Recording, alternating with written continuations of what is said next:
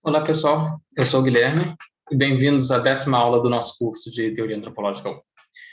Bom, na aula de hoje, a gente vai dar uma continuidade ao que a gente discutiu na aula passada, que foi justamente sobre o Émile Durkheim e a Escola Sociológica Francesa. Então, como vocês viram na videoaula anterior, eu já contextualizei um pouco tanto o Durkheim quanto a Escola Sociológica Francesa, e na aula síncrona nós discutimos um dos textos escritos pelo Durkheim e pelo Marcel Mauss, para a gente começar a dar meio que os primeiros passos para entender essa perspectiva francesa na antropologia e na sociologia. E então o propósito da nossa videoaula anterior, assim como da aula síncrona da aula passada, foi principalmente a gente entender a consolidação da sociologia na França, percebendo como a etnologia ou antropologia surgiu como sendo um ramo da sociologia na França, de uma forma totalmente diferente do surgimento da antropologia nos Estados Unidos, como a gente discutiu anteriormente. Então, como eu já fiz essa contextualização do autor e da escola francesa, o vídeo de hoje provavelmente vai ser um pouco mais curto do que os anteriores. E dessa vez eu vou focar numa das obras, num dos livros mais antropológicos do Émile Durkheim, que é As Formas Elementares da Vida Religiosa, que é um livro que ele publicou em 1912. Eu sei que eu passei muitas leituras para vocês essa semana, que eram 3 capítulos desse livro, que é um livro grande, mas se por acaso vocês não tiverem tempo de ler todos os capítulos que eu indiquei, eu peço que vocês foquem na introdução e na conclusão, que é bastante coisa, mas vocês vão ver que a leitura de Durkheim é densa, mas dá para você ler mais ou menos rápido, que o argumento dele se repete bastante, ele nuança bem o argumento dele e dá para você captar assim, o que ele está dizendo de uma forma geral, mesmo com uma leitura relativamente rápida. Então, no texto que a gente discutiu na semana passada, algumas formas primitivas de classificação, que foi um dos artigos que o Durkheim escreveu junto com o Marcel Mauss, a gente vê como a escola sociológica francesa se lançou numa tentativa de estabelecer uma sociologia do conhecimento. E aquele texto das formas primitivas de classificação é um texto de 1904. Hoje a gente vai partir para 1912, quase uma década depois. E vocês vão ver, lógico, muitos pontos em comum entre esses dois textos. E isso é uma das tarefas que eu queria passar para vocês fazerem durante a semana. Quando vocês lerem esses capítulos das formas alimentares da vida religiosa, eu sugiro que vocês busquem pensar as conexões entre esses dois textos, como, em grande medida, eles se complementam, mas como também, nessa quase uma década que distancia um texto do outro, o pensamento de Durkheim também se modificou um pouco, e como ele incluiu essa nova perspectiva dele nesses escritos de 1912. Então, se algumas formas primitivas de classificação foi uma tentativa de se estabelecer uma sociologia do conhecimento, as formas alimentares da vida religiosa é uma tentativa de se consolidar uma sociologia da religião. E percebam como, não por coincidência, esses dois textos falam sobre formas primitivas, formas elementares, e como isso traduz, isso explicita mesmo, uma preocupação formalista da escola sociológica francesa. E, afinal, o que esses autores, principalmente Durkheim mesmo, quer dizer quando eles falam em forma? E o que essa forma primitiva ou forma elementar é tão importante e o que ela realmente tem a dizer sobre algum tema mais amplo, sobre as formas de classificação de uma forma mais ampla, sobre a produção de conhecimento, sobre a religião e sobre a própria sociedade, como a gente vai ver. E quando o Durkheim está buscando estabelecer uma sociologia da religião, eu percebam ao longo do livro como ele se refere ao que ele está fazendo como sendo sociologia. Então, o que ele faz nesse livro, que é provavelmente a obra mais antropológica dele, é o que nós, sem dúvida, sem pensar duas vezes, chamaríamos atualmente de antropologia. Mas percebam que, como eu falei na aula anterior, a antropologia na França surgiu como um ramo da sociologia. E era um ramo da sociologia dedicado a estudar justamente as sociedades primitivas, como ele chamava, a mentalidade primitiva. E também essas formas que ele considera como sendo mais simples de religião e de organização social. Então, o propósito dele entender o mais simples é justamente ter alguma coisa a dizer e também entender o mais complexo. E tanto o mais simples quanto o mais complexo é, afinal de contas, uma forma de sociologia, sendo que essa sociologia que estuda o mais simples, que seria rotulada antropologia. E essa ideia de você partir do simples para entender o complexo segue bem um modelo das ciências naturais. Então, pensando aqui de uma forma um pouco grosseira, mas para fazer sentido esse movimento do simples para o complexo na percepção da escola sociológica francesa. Quando a gente estuda na biologia a vida de uma bactéria, a gente entende um pouquinho sobre alguns elementos básicos da vida humana. Bem pouco, de certa forma, porque a bactéria é muito simples, porque a bactéria é muito diferente do ser humano. Mas é um pouco que é o básico, que existe vida na bactéria, existe vida no ser humano. Então, o que aproxima essas duas formas de vida? E o que é vida, no final das contas? Se, seja lá o que isso for, é um elemento compartilhado, é uma coisa compartilhada, tanto pela bactéria quanto pelo ser humano. E, seguindo a mesma lógica, quando um cientista experimenta uma substância ou uma droga ou em um rato, ele faz isso tentando antecipar um pouco de como o ser humano pode, possivelmente, reagir a essa substância.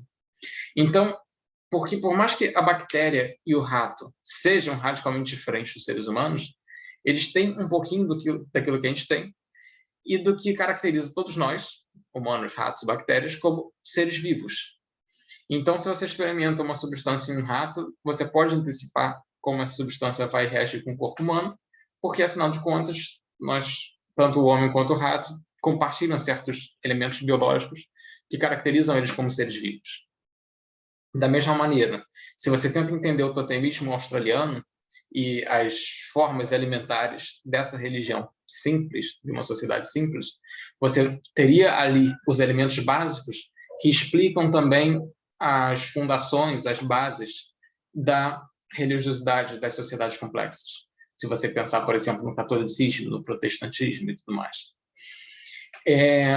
Então, pensando nessa analogia que eles estão estabelecendo entre as ciências naturais e a sociologia, a gente percebe também esse caráter positivista da escola sociológica francesa, que o Durkheim, assim como Marcel Mauss e aqueles outros autores que eu mencionei na aula síncrona, eles buscam formular descrições científicas e definições precisas mesmo sobre o que é magia, o que é religião, o que é sociedade. Basicamente, responder às grandes questões da humanidade. E reparem que o que é religião, o que é sociedade, não é uma tentativa necessariamente de formular definições. Não é um estudo que pare no momento que você descobre que religião é isso, sociedade é isso. Eles estão buscando ali esses elementos básicos do pensamento e da ação humanas que supostamente caracterizariam e embasariam todas as formas de magia, de religião e de sociedade, tanto das mais simples quanto das mais complexas. Então, o que é basicamente como funciona a sociedade. Quais são as bases da sociedade? Quais são as bases da magia, da religião? O que distingue a magia da religião e o que elas têm em comum? E o que esses elementos em comum, o que essas semelhanças e diferenças têm a dizer sobre magia e religião, e talvez também sobre ciência, sobre o conhecimento, sobre sociedade. Então, se esse é o caráter positivista dos estudos da escola sociológica francesa, esses estudos também têm um caráter filosófico, porque, afinal de contas, como vocês podem perceber claramente pela leitura que vocês vão fazer das formas alimentares, da vida religiosa, o que o Durkheim está tentando descobrir ali, ou sugerir ali em termos de argumentação teórica, tem um princípio universalista, um princípio humanista na coisa, que ele busca descrições, ou então formas ou caracterizações da religião, da magia e da sociedade que abarcassem toda a experiência humana e que, digamos, em última instância, revelariam alguma coisa sobre a humanidade, sobre a vida em sociedade como um todo.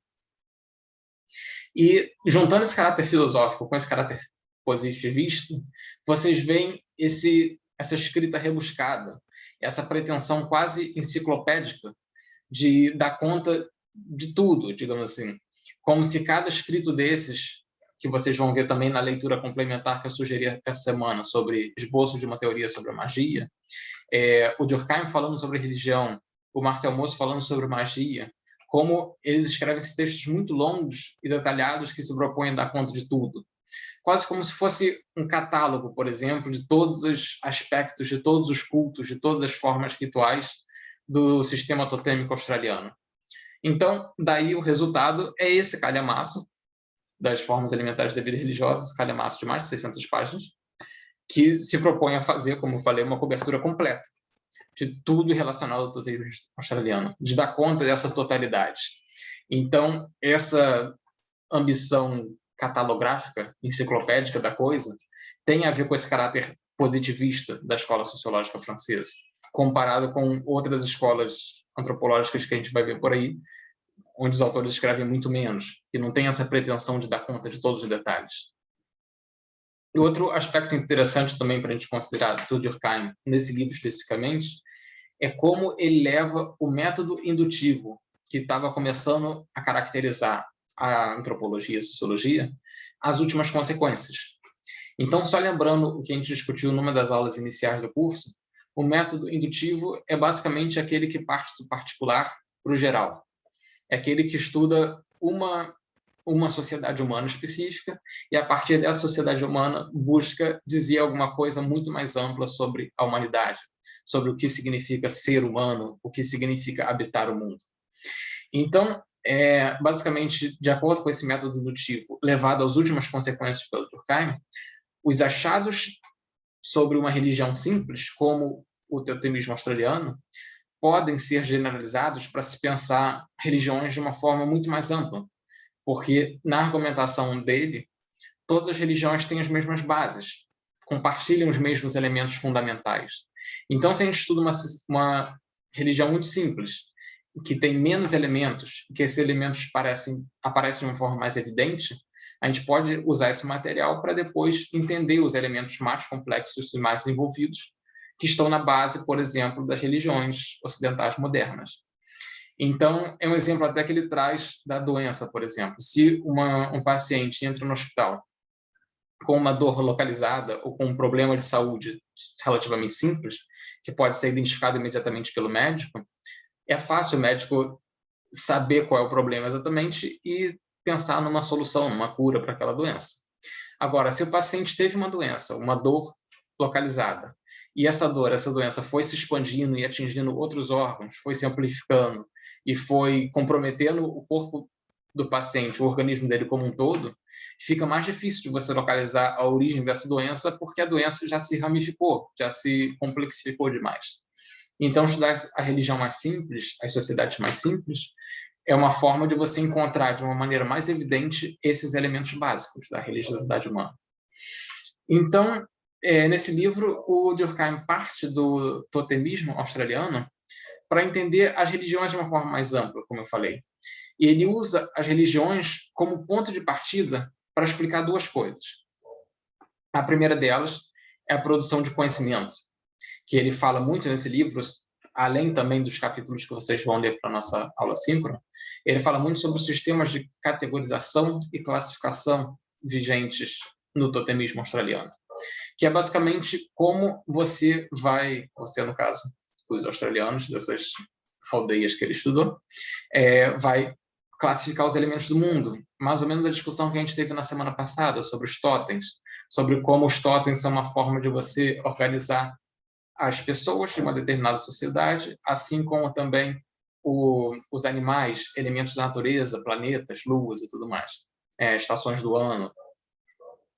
Então, quando a gente fala sobre o sistema de categorização e classificação como uma parte fundamental das formas de produção do conhecimento, a gente fala também sobre noções de verdade, mentira e erro.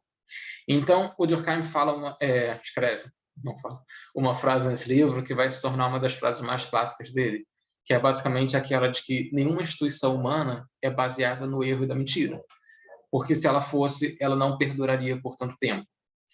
Então, o que isso significa? que uma instituição humana não pode se basear no erro da mentira? Quais são as consequências dessa frase? O que ele tinha em mente quando ele disse isso?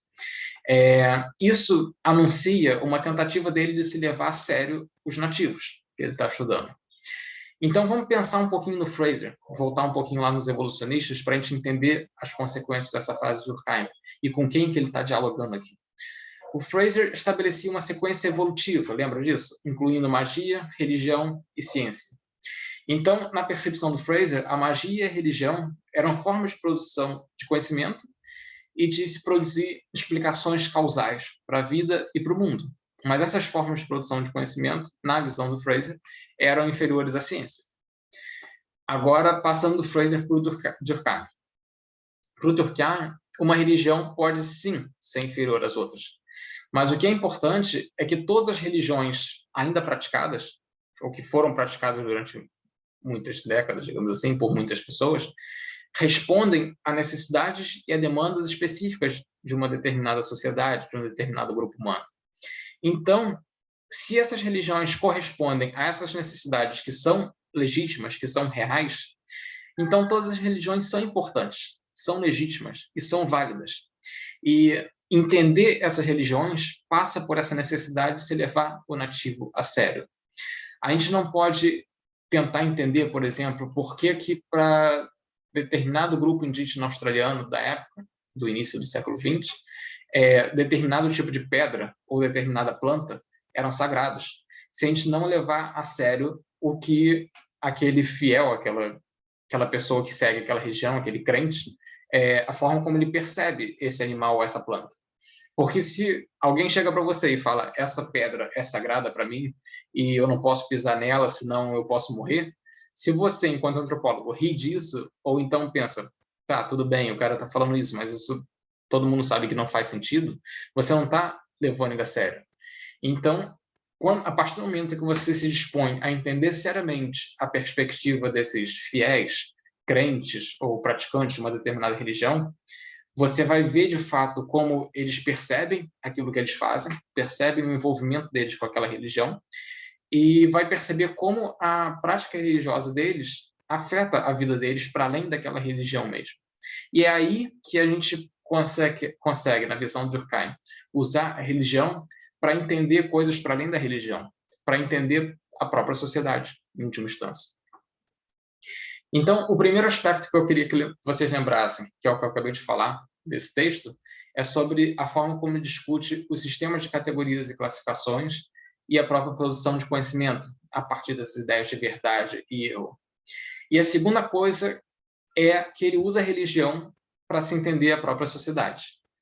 Então, lembrem da discussão que a gente teve na aula passada sobre fatos sociais. A religião é um fato social, porque ela é anterior, exterior e coercitiva em relação aos indivíduos que seguem ela. Então, quando uma pessoa participa de um ritual ou de um culto religioso, ela sente como aquilo que ela está participando, aquele, digamos, Deus que ela está cultuando, ou então aquele momento de comunhão, é maior do que ela. Então, ela vai perceber que a energia, o poder que emana daquela religião, que ela percebe, que ela sente naquele momento do culto religioso, ou no momento do ritual, ela percebe como essas sensações, esse poder, essa força, eram muito anteriores à participação dela naquela religião. Já estavam ali antes mesmo dela nascer.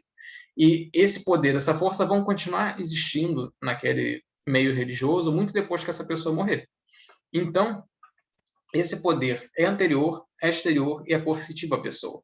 E é coercitivo porque não tem jeito. Se você entra em um culto religioso, participa de um ritual, em que estão 100 pessoas, 200 pessoas, em uma sala fechada, ou no centro de uma aldeia circular, por exemplo, você vai sentir o poder daquilo.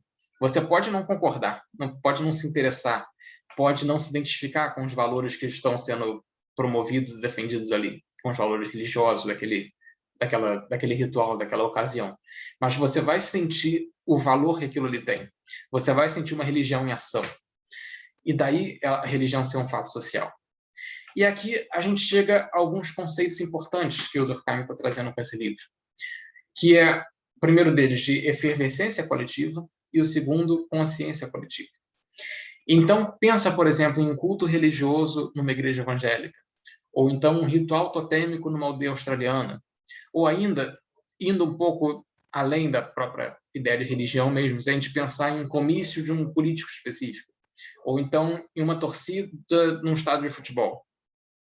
A gente percebe como esses cultos, esse comício, essa torcida no estádio e tudo mais, fazem com que a gente experimente a grandiosidade desses deuses, desses totens, dessas perspectivas políticas, ou então até do time de futebol.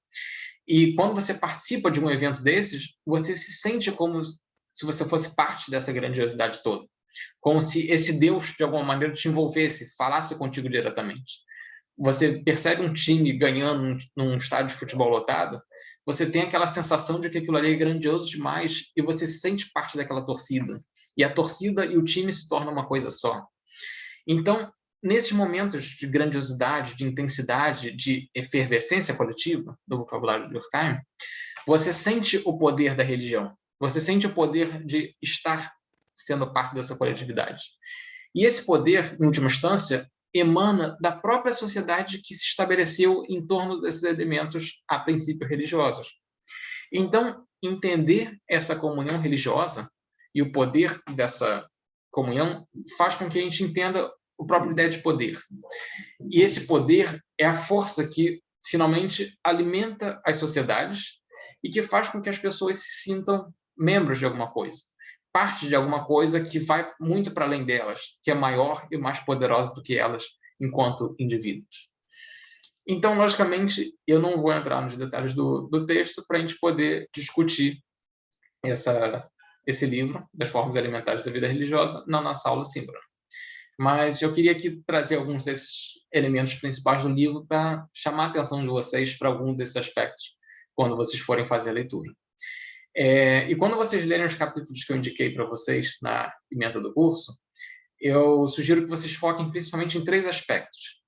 O primeiro deles seria a abordagem teórica e analítica que o Durkheim está propondo a partir do estudo do totemismo australiano. O segundo, eu quero que vocês percebam como o Durkheim está descrevendo as religiões.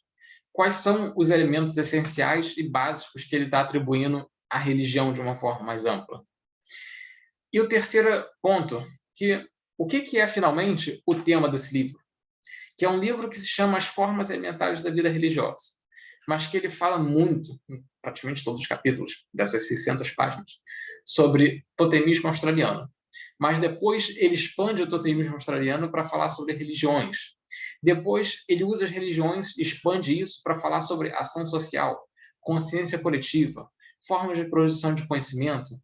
E, no final das contas, ele fala também sobre a sociedade. Então, qual é o tema do livro, afinal de contas, se ele fala sobre tantas coisas? E quando ele está passando do totemismo para religiões, e está expandindo de religiões para a consciência coletiva, de consciência coletiva para a sociedade, como que ele faz esses encadeamentos lógicos de um elemento para outro, de uma esfera de conhecimento, de uma forma de ação social para outra? Então, esses são alguns elementos que eu queria que vocês prestassem atenção na leitura de vocês, para a gente discutir em mais detalhes na nossa aula síncrona. Tudo bem? Então, obrigado a todos que assistiram o vídeo. Boa semana. Nos vemos na próxima aula.